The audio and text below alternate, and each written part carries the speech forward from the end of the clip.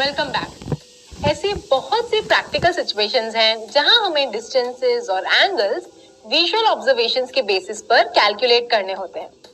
ऐसी कैलकुलेशंस किसी construction project को स्टार्ट करने से पहले सर्वेज में काम आती हैं। इस वीडियो में हम ट्रिग्नोमेट्री अप्लाई करके कुछ रियल वर्ल्ड प्रॉब्लम्स में हाइट्स, डिस्टेंसेस और एंगल्स कैलकुलेट करेंगे। पर उन्हें डिस्कस करने से पहले हमें कुछ टर्म्स पढ़ने होंगे जो इन सिचुएशंस को डिस्क्राइब करने में यूजफुल होते हैं। इस पिक्चर को ध्यान से देखते हैं। इस पिक्चर में एक ऑब्जर्वर किसी पॉइंट ऑब्जेक्ट को देख रहा है।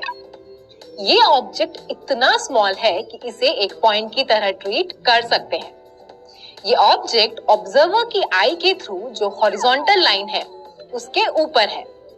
इस लाइन को हम बाकी के डिस्कशन में सिर्फ हॉरिजॉन्टल ही कहेंगे। तो जो लाइन ऑब्जर्वर के आई से पॉइंट ऑब्जेक्ट को जा रही है उसे हम लाइन ऑफ साइट कहते हैं। और ये लाइन ऑफ साइट हॉरिजॉन्टल के साथ जो एंगल बनाती है उसे एंगल ऑफ एलिवेशन कहते हैं।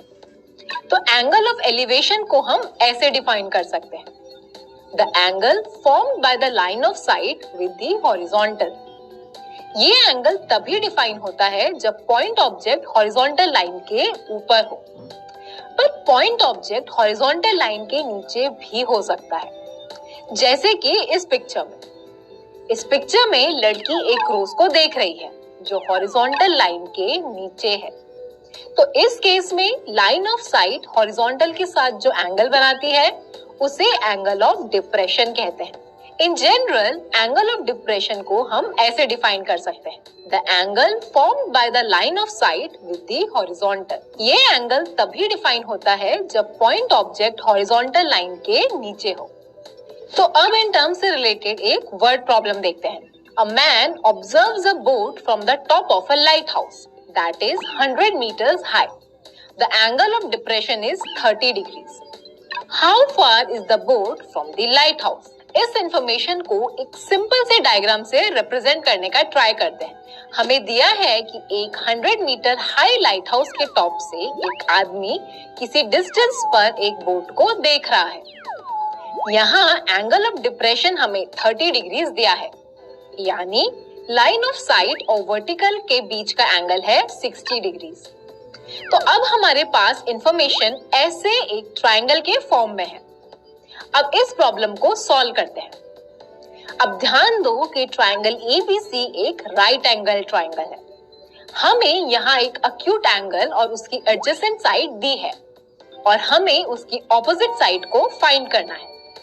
तो जैसा आपने गेस कर लिया होगा, हम इसे एक ट्रिग्नोमेट्रिक रेशियो यूज करके सॉल्व करेंगे। तो इसे फाइंड करने के लिए हम कौन सा ट्रिग्नोमेट्रिक रेशियो यूज कर सकते हैं? यस, हम टेंजेंट ऑफ बी को यूज कर सकते हैं जो AC बाय BC है। इस एक्सप्रेशन को सिंप्लीफाई करने पर हमें AC की वैल्यू 173.2 मीटर्स मिलती है, यानी बोट लाइट हाउस के फुट से 173.2 मीटर्स के डिस्टेंस पर है। अब एक दूसरे टाइप का प्रॉब्लम देखते हैं। एक लड़का किसी इंस्टेंट पर एक बर्ड को देखता है। बर्ड लड़के के ऊपर 30 मीटर्स की हाइट पर है और बर्ड का एंगल ऑफ एलिवेशन 45 डिग्रीज है। हमें ये फाइंड करना है कि बर्ड लड़के के कितनी दूर है।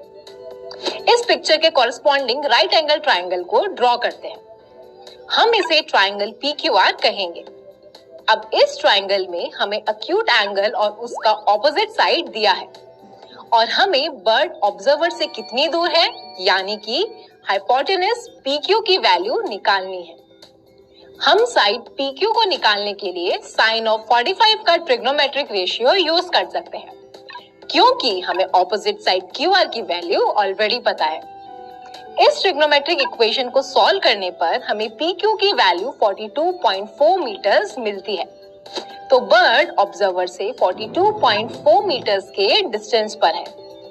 तो अब आपको पता है कि ट्रिग्नोमेट्रिक रेशियोज को रियल लाइफ सिचुएशंस में कैसे अप्लाई करते हैं। अब हमने इस सेशन में जो भी पढ़ा है उसका एक रिकैप करते हैं। हमने line of site, angle of elevation और एंगल ऑफ डिप्रेशन जैसे टर्म्स को सीखा। ये टर्म्स रियल लाइफ सिचुएशंस को डिस्क्राइब करने में यूजफुल होते हैं। इन टर्म्स की डेफिनेशंस यूज करके हमने वर्ड प्रॉब्लम के लिए कॉरेस्पॉन्डिंग राइट एंगल ट्रायंगल को ड्रॉ करना सीखा और फाइनली हमने रिजल्टिंग ट्रायंगल को सॉल्व करके मिसिंग पीस ऑफ इंफॉर्मेशन को निकाला। तो इस सेशन के लिए बस इतना ही। Keep practising and I will see you soon.